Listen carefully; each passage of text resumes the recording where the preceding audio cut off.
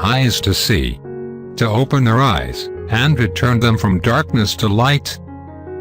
Acts chapter 26 verse 18. The blind man, Bartimaeus, threw off his cloak and ran trembling to Jesus. And Jesus said, "What do you want me to do for you?" He said, "Lord, that I may receive my sight." In the moment as he said, "Lord," his spiritual eyes were opened. And Jesus said, "Your faith has made you whole." Notice, not your intellectual understanding, not your money, not your works, but your faith. Faith. That's all it takes.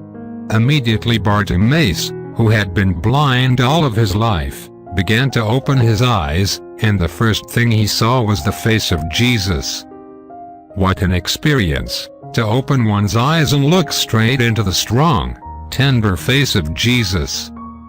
Bartimaeus met Jesus, and the record says he followed Jesus in the way. When you go back to your business, or your home, or your neighborhood, or your friends, or your school, you don't go alone. Christ goes with you. Prayer for the day. Thank you, Lord Jesus, for healing me from my spiritual blindness.